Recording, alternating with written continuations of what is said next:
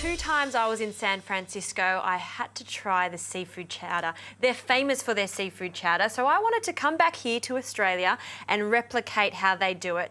I don't like seafood chowder when it's too thick, so I'm going to show you a lighter version today using different thickening agents as opposed to using too much flour. I'm going to be using some potatoes, which will thicken it up because they're quite starchy, some cream, and I am still going to use a little bit of flour, but instead of using a tablespoon or 2 tablespoons, a little teaspoon really does make a difference. So to start the base of this soup, some bacon. This is just some shortcut bacon, and I'm just dicing this.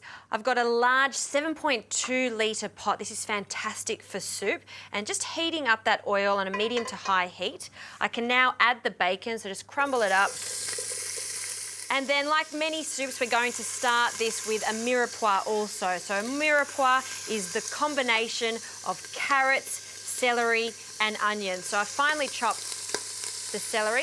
And you do want to get everything quite fine because I'm not blending this soup, so you'll see the individual pieces of vegetable in the soup.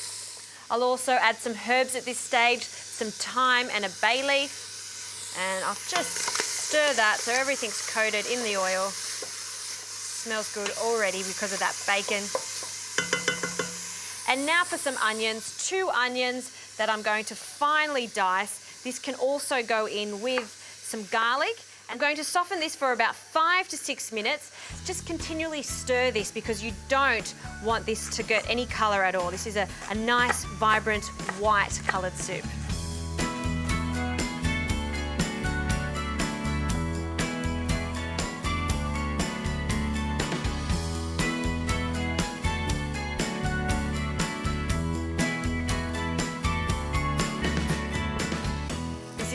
Taking shape now, so I'm just going to deglaze the pan with some white wine.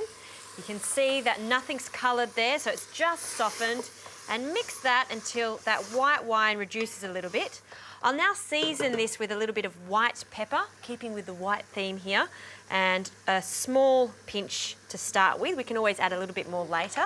Now it's time to add the potatoes, which are a natural thickening agent. And again, I'm just going to chop this around the same size as everything else.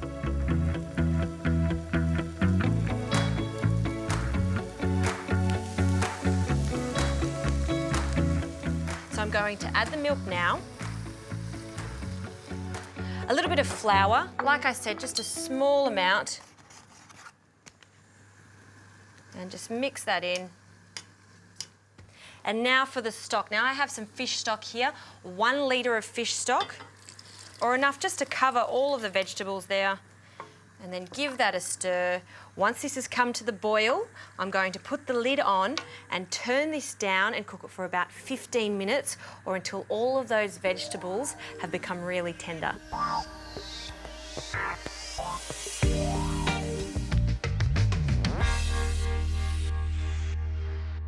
This is smelling exquisite. So now it's time to add some corn. This is fresh corn I've just taken off the cob.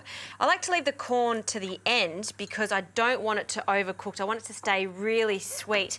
And you can see the soup is just very, very gently cooking away here. Now that the corn has gone in, we can add some cream. And now this is also a great thickening agent. So we're going to add half a cup of cream.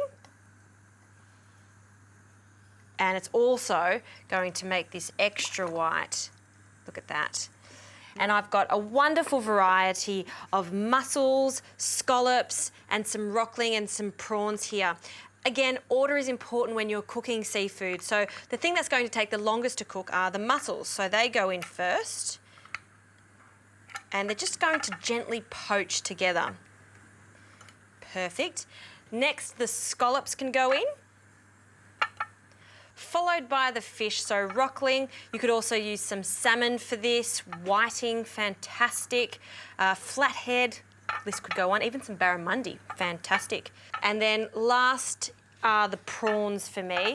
And I say prawns last because there's nothing worse than an overcooked prawn. I hate overcooked prawns. So I just want to gently poach all of this together I won't put the lid back on because I just want them to just gently simmer and poach there. Now for the herbs. My herb choice today is a combination of parsley and dill. Two herbs that go so well with seafood. So I'm just going to use, let's say 2 or 3 sprigs of fresh parsley here and the dill. And I'm going to roughly chop this.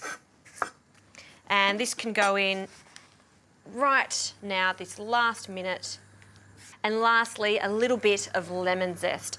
Not lemon juice because it may be a little bit too acidic because we did use some white wine, but just a hint of lemon zest will give us a nice zing. Okay, I'm turning the heat off now. That fish is cooked, and it really is because, look at this. This is a perfect example. This prawn has curled up. It's not translucent anymore. It's bright. It's ready. So with a big ladle, I'm going to plate this up. So spoonful of the broth, and it's not too thick. This is my big thing with chowder. When it's too thick, I think it can be too heavy. So making it more broth-like is my favourite way of doing it. And now for the seafood, another ladleful in the centre here. You can see the mussels are fantastic, how it gathers all of those vegetables. There you have it. That's my style of chowder. Not as thick as usual, but I tell you what, you'll prefer this because you can eat more of it.